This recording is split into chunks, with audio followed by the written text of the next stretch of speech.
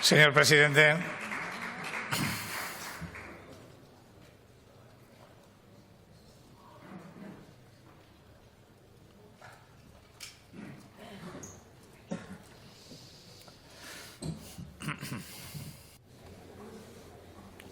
Señor presidente, señoras y señores diputados, evidentemente, un presidente que ayer consumió buena parte de su discurso llamando al compromiso de todos ustedes para alcanzar grandes pactos en favor de Aragón y en favor del futuro de la comunidad, no puede sino recibir, yo diría que casi con alborozo, el apoyo que usted da a esa idea, que no es un apoyo al Gobierno de Aragón, yo quiero insistir siempre en eso, es un apoyo a la comunidad sin detrimento del ejercicio de la oposición por parte de aquel que lo da desde la oposición.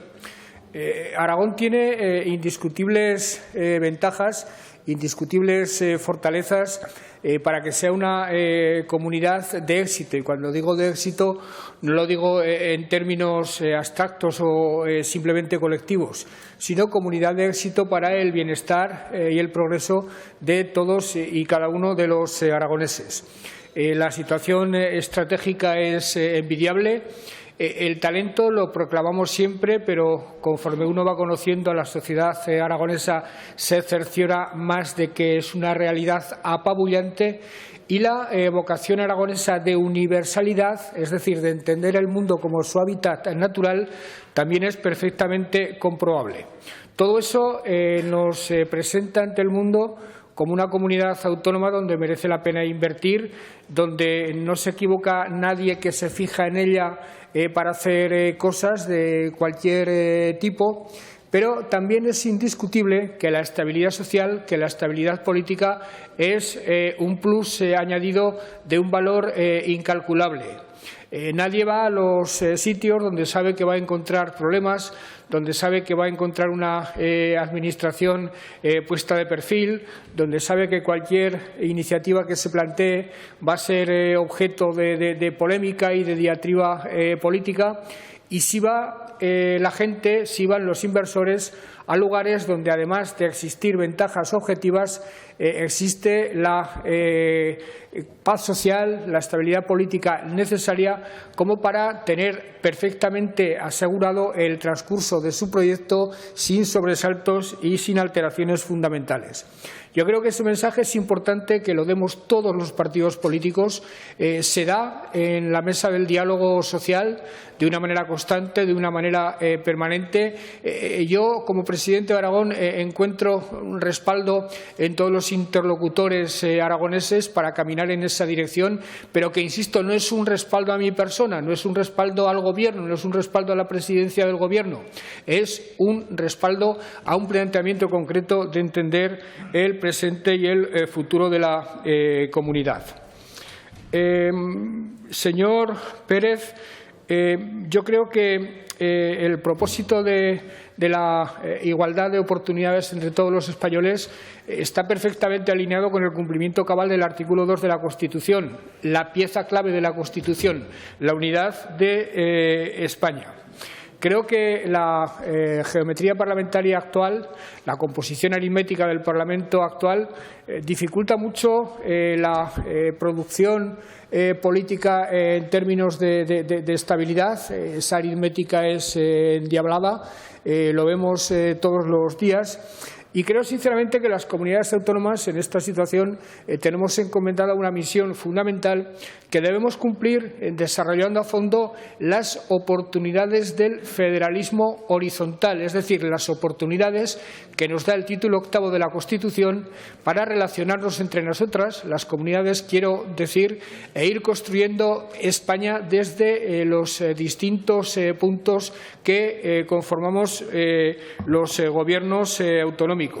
Y yo trato de ser consecuente con esa idea El día 23 estaremos en Santiago de Compostela defendiendo la posición de 8 comunidades autónomas con un problema de despoblación, de baja densidad, de abandono de su territorio y planteando una financiación autonómica acorde con esa realidad, entendiendo que despoblación y financiación son dos caras de la misma moneda. Pero hace pocos días nos reuníamos en Zaragoza. Fue una afortunada iniciativa del presidente de la COE de Aragón, de don Ricardo Mur, de reunir aquí, en nuestra ciudad, a las organizaciones empresariales de Baleares, de Cataluña, de Valencia y de Aragón, es decir, a las comunidades que en su día fueron reinos o condados conformantes de la Corona de Aragón, por cierto, una de las formaciones políticas más formidables de la Edad Media europea. Ese esfuerzo de los empresarios, además de hacerse en beneficio de sus propios intereses, que los tienen ilegítimos y normalmente alineados con el interés general, en circunstancias como esta y tratándose de la Corona de Aragón, cabe inscribirlo además en un proyecto, en un intento plenamente patriótico, porque seguramente lo que es imposible que se consiga por las alturas se puede conseguir por la base. Seguramente lo que es imposible que se consiga en el Congreso de los Diputados se puede conseguir a través de acuerdos de la sociedad civil, a través de los empresarios, que en este caso concreto estuvieron arropados por los respectivos gobiernos, excepto el Gobierno de Cataluña, que todavía no ha entendido que es mortal como todos los demás y que tiene exactamente la misma entidad institucional que todos los demás. Yo creo que así hay que construir España, ahora que por las alturas es muy difícil que se produzcan grandes acuerdos. A mí no me tranquiliza en absoluto ni me gusta que haya que recurrir a determinados partidos políticos, por llamarlos de alguna forma, para asegurar mayorías parlamentarias. El problema, y volvemos otra vez a la aritmética parlamentaria, es que para gobernar desde la centralidad pura, para gobernar desde presupuestos instalados en la moderación y en lo que son los parámetros europeos de dirigir los países, en este momento el Gobierno de España, de Pedro Sánchez, en este caso, no encuentra socios con los que llegar a 176 diputados. Y ese es un problema gravísimo que me temo que en las próximas elecciones, tal como van las cosas, no se va a resolver. Aritméticamente, señor Pérez, los presupuestos generales del Estado no nos tratan del todo mal. De hecho, son 500 millones de euros superiores a los últimos presupuestos del Gobierno del Partido Popular. Lo importante de los presupuestos no es tanto la consignación inicial como el cumplimiento de las distintas partidas, la ejecución de las obras. En ese sentido, no a la velocidad que nos gustaría, pero lo cierto es que las actuaciones fundamentales, las inversiones fundamentales, van avanzando con un cierto grado de satisfacción para nosotros, aunque un presidente autonómico, lo he dicho muchas veces, nunca se puede considerar satisfecho del trato que recibe del Gobierno de España. Por definición, hemos de estar siempre insatisfechos. Desde luego, con todas esas obras, con todas esas inversiones, con todas esas actuaciones de las que hablaba, yo me siento absolutamente identificado y comprometido a defenderlas, y si usted me dice que a exigirlas, no tengo ningún inconveniente en decir que a exigirlas. De hecho, yo creo que a principios de diciembre vamos a tener la oportunidad de celebrar la bilateral que se ha venido retrasando por distintas causas en las últimas semanas y que espero que sirva para poner al día todas las cuestiones que tenemos pendientes con el Gobierno de España. Habla usted del Pacto del Agua. El Pacto del Agua normalmente se remite a 1992, cuando lo cierto es que desde entonces ha sufrido alteraciones importantes. De hecho, hubo una revisión a fondo del Pacto del Agua en el año 2007, que, entre otras cosas, supuso rebajar sustancialmente la cota del recrecimiento de IESA, algo que a mí, no se lo oculto, me produjo un disgusto notable, aunque luego entendí que o se procedía de esa forma o esa obra no se realizaría jamás, porque esa obra estaba paralizada en los tribunales. Se fue adaptando poco a poco el pacto a las nuevas legislaciones, a los nuevos imperativos judiciales. Hoy en día podemos estar satisfechos de que se estén desarrollando y estén presupuestadas las 4 obras más importantes que quedan pendientes del Pacto del Agua: Santa Olea, Almudévar, Mularroya y Yesa. Le puedo decir que desde la presidencia del Gobierno, cuando ha habido problemas, los últimos tuvieron que ver con la paralización de Mularroya, me he implicado a fondo con la ministra para que desde el Gobierno de España se presentara el recurso correspondiente, que, por cierto, señor Olona, si no me equivoco, ha sido recientemente admitido a trámite, lo cual es una buena noticia.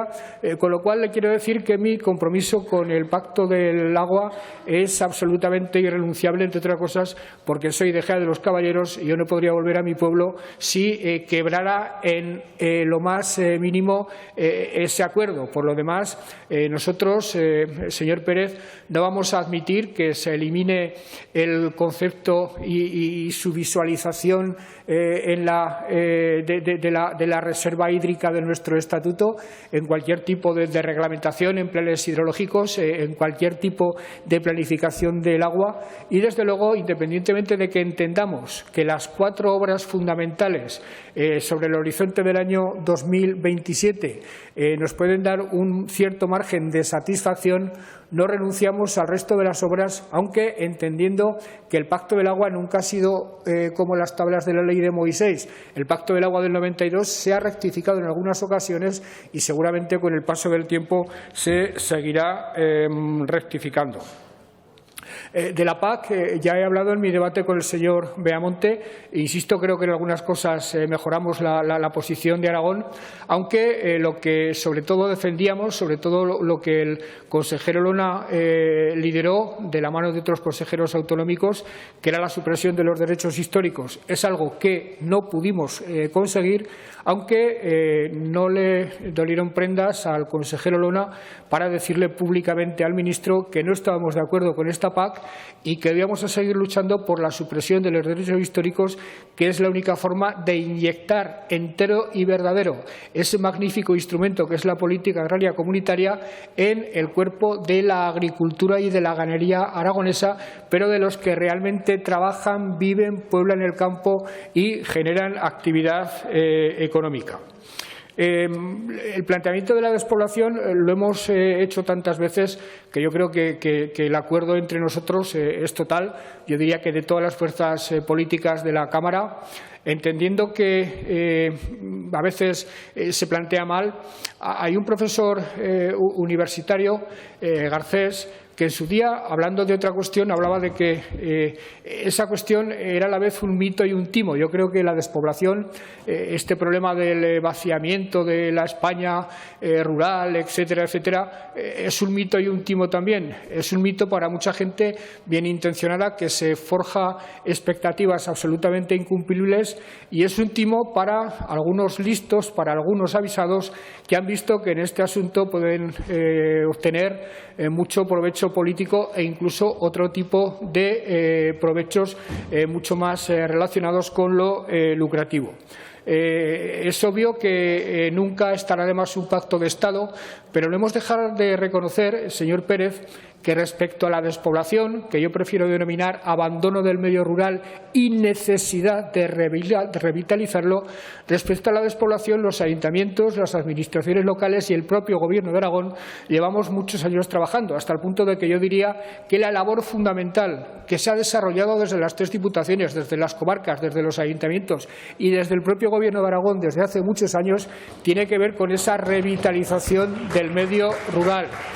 Cada vez que se han tomado medidas en relación con mantener escuelas de 0 a 3 años, cada vez que se ha ido avanzando en banda ancha, que queda algo por avanzar, pero que estoy seguro que con los fondos europeos se terminará de avanzar del todo, cada vez que se ha impulsado la agroalimentación, las renovables, sectores estratégicos, incluso como la industria farmacéutica, fundamentalmente localizada fuera de Zaragoza en este momento y que lo estará más en el futuro, estamos hablando de superar el abandono del medio rural y tratar de conseguir un Aragón con equilibrio entre sus distintas partes, un Aragón de igualdad de oportunidades, donde el motor fundamental que es Zaragoza y el territorio sin el cual Zaragoza no podría vivir conjuguen sus esfuerzos y entiendan que forman parte de un proyecto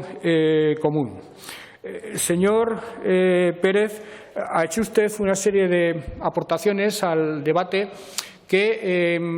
ensanchan con mucho las 15 propuestas que yo hice el otro día y que serían perfectamente incorporables por su interés y por su prioridad para la ciudadanía aragonesa, serían perfectamente incorporables a las 15 que yo hice ayer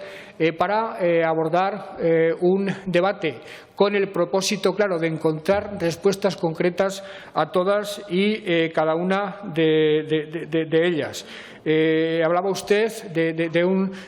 subpacto, creo que era como lo decía, o una submesa sobre las energías renovables. Evidentemente, el impulso que están conociendo en la comunidad no deja de alegrarnos, pero no deja de preocuparnos tampoco las resistencias perfectamente explicables de algunas partes del territorio que entienden que los molinos y que las placas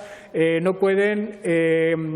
arruinar el atractivo natural, el atractivo paisajístico, el atractivo medioambiental que a esas zonas les sirve como elemento fundamental para crear empleo y para fijar población. Por otra parte, deberíamos evitar por todos los medios, y hoy no tenemos muchos desde el punto de vista legal, deberíamos evitar por todos los medios que con las renovables ocurriera lo mismo que con la energía hidráulica. A mitad del siglo XX se hicieron varios saltos en el Pirineo para producir energía hidroeléctrica que fundamentalmente alimentó la economía catalana. Ese error no lo podemos cometer y tenemos que intentar por todos los medios que las renovables que se generen en Aragón alimenten a la industria aragonesa y abaraten la factura del consumo doméstico de los aragoneses. Y todo ello, evidentemente, requiere de un gran acuerdo, requiere de que nos dotemos de un modelo propio, ya que tenemos un modelo propio de viento y sol que nos abruma desde hace cientos de años y que prácticamente es la nuestra la única comunidad que hasta ahora lo ha sufrido con la fuerza con la que lo ha sufrido por estar donde estamos, por estar en el Valle del Ebro, en un corredor entre el Cantábrico y el Mediterráneo, que si hemos tenido un modelo propio de inclemencias, tengamos ahora un modelo propio de aprovechamiento de esas inclemencias en beneficio de la comunidad. Tenemos el margen que tenemos desde el punto de vista legal, lo tenemos que explotar al máximo y además tenemos que, de la manera más eficaz posible, influir en la legislación estatal. Yo he tenido algunas conversaciones con la ministra Rivera para influir en esa legislación estatal, para ver de qué forma las comunidades energéticas locales, como figura central de un nuevo modelo, se pueden ampliar en sus cometidos, en sus superficies, en sus capacidades, pero todo ello evidentemente requiere de entrada esa submesa, llámele usted como quiera, esa propuesta que usted hace, porque este asunto puede ser tan importante en el futuro, tan determinante de nuestra economía, que requiere partir de un gran acuerdo. De los Juegos del año 2030, solo hay un elemento del que pende todo lo demás, que es la actitud que finalmente adopte el Gobierno de la Comunidad Autónoma de Cataluña, la Generalitat de Cataluña. Yo creo que en Aragón existe un consenso amplísimo, tanto institucional como social, un consenso total en el norte de Aragón, en el Pirineo, en los municipios del Pirineo, un consenso que ha apoyado en su momento el Ayuntamiento de Zaragoza, la Diputación de Zaragoza, la Diputación de Huesca. Es verdad que hay partidos políticos que, en consonancia con la posición que han mantenido siempre con la nieve, son reticentes a este planteamiento, pero yo no renuncio que por la vía del diálogo esos partidos también se puedan incorporar a unos juegos que, ante todo, y para pasar la prueba al que los va a someter el Comité Olímpico Internacional, tienen que demostrar su absoluta sostenibilidad, su absoluta aveniencia a lo que son los principios de preservación de la biodiversidad, de la preservación del medio ambiente, porque si no son medioambientalmente defendibles, explicables y sostenibles, no serán convalidados por el Comité Olímpico Internacional. El plan de vivienda joven es absolutamente fundamental. Nosotros, desde el Gobierno, a partir de nuestro propio patrimonio, lo cual facilita mucho las cosas, hemos hecho dos planteamientos perfectamente realizables que llegarían a suponer 800 viviendas. Buscaremos otro tipo de equipamientos, otro tipo de propiedades públicas, insisto, que facilitan mucho las cosas en otras partes de Aragón, desde la conciencia absolutamente asumida y además con gusto de que este es un problema que, por razones competenciales y por razones de gestión y de sentido común, desborda al propio Gobierno de Aragón y tiene que abordarse de la mano de los ayuntamientos de la comunidad. Dice usted que el virus no se ha ido. ¿Qué me va a contar a mí? Efectivamente, no se ha ido. Parece que ya no se contagia a nadie, eso creía yo hace un mes y medio, pero resulta que todavía pulula por la atmósfera y todavía contagia. Y me parece una impresión la que usted transmite absolutamente acertada. Es verdad que no tiene nada que ver las cifras de hospitalización actuales con las de hace apenas un año. Es verdad que el índice de positividad, la incidencia acumulada, todos los datos no tienen nada que ver. Es verdad que las vacunas en este caso sí han sido el bálsamo de Fierabras, lo que realmente ha solucionado la cuestión. Es verdad que Aragón ha sido ejemplar en la gestión de las vacunas, pero también es verdad que el virus no ha desaparecido entre nosotros, mucho menos las consecuencias, las secuelas de ese virus. Y he tomado buena nota también de la propuesta hecha antes por el señor Beamonte y ahora reiterada por usted, de la necesidad de algún tipo de unidad de referencia multidisciplinar, de algún tipo de centro, no sé exactamente en qué se puede concretar eso, para abordar con eficacia, para abordar con suficiencia esos efectos post-COVID que, insisto, están entre nosotros y me temo que todavía van a estar entre nosotros. Yo no sé cómo se presentará el invierno, qué pasará con la gripe, si tendremos más olas, previsiblemente sí, aunque con las vacunas siempre estarán mucho más atenuadas, pero los efectos, insisto, van a persistir. Hablaba usted de infraestructuras educativas y de estar al corriente en cuanto a la ejecución de esas infraestructuras. Le puedo decir que el esfuerzo del Gobierno de Aragón ha sido muy importante en los últimos años. Hemos invertido más de 200 millones de euros y ahora mismo tenemos prácticamente ejecutados todos los colegios que aparentemente necesita la comunidad y sobre todo los colegios que necesitaba el sur de Zaragoza, que hace apenas 6 años tenían que enviar a sus niños y a sus niñas a estudiar a otros centros de la ciudad. Esa especie de éxodo educativo terminó. Se han realizado ya las obras de varios centros y están ya o empezadas, a punto de terminar, o adjudicadas todas las demás. Y en concreto, el colegio al que usted se refería, creo que si no hay ninguna alteración en la ejecución de las obras, se podrá poner en funcionamiento en el mes de septiembre de este año. Habla usted de la cultura. Creo que, y lo digo autocríticamente y con pesar, y sobre todo lo digo yo, que he de reconocer que si me interesó la política en su momento fue por la gestión cultural en mi ayuntamiento, en el ámbito de la política local. Le decía que en términos autocríticos he de reconocer que desde las administraciones, empezando por la que yo tengo el honor de presidir, no se le presta la atención que debería. Primero, como industria, es una industria ya importante, una industria que genera mucho empleo. Segundo, como derecho a la creación y al disfrute. Y tercero, porque seguramente no hay una marca de comunidad, una marca de Aragón tan potente, tan poderosa como es la cultura, porque sí es verdad que somos talentosos en el ejercicio de la empresa, de la iniciativa privada, si somos talentosos en el terreno de la inversión, no lo somos menos en el terreno de la cultura. Y desde el punto de vista de la imagen es absolutamente deslumbrante lo que se puede llegar a conseguir mediante una promoción adecuada de la misma. Nosotros planteamos ayer algunos objetivos concretos en materia de infraestructuras culturales, la ampliación del museo, el Archivo de Aragón, la Orquesta Sinfónica de Aragón, que es algo que yo estoy intentando tomarme muy en serio, pero seguramente esos propósitos o esos objetivos son perfectamente ampliables. En definitiva, señor Pérez, creo que estamos en sintonía, no exactamente ideológica o política, sino en sintonía de lo que debe ser el Aragón del futuro. Evidentemente, ejercicios autocomplacientes hay que hacer los menores posibles, aunque reconozco que desde el Gobierno en el discurso público se tiene la tendencia o la tentación de cargar excesivamente las tintas sobre los aspectos positivos que uno hace, y eso hay que admitirlo autocríticamente también, y yo se lo hago a usted autocríticamente. Creo que es importante manifestar orgullo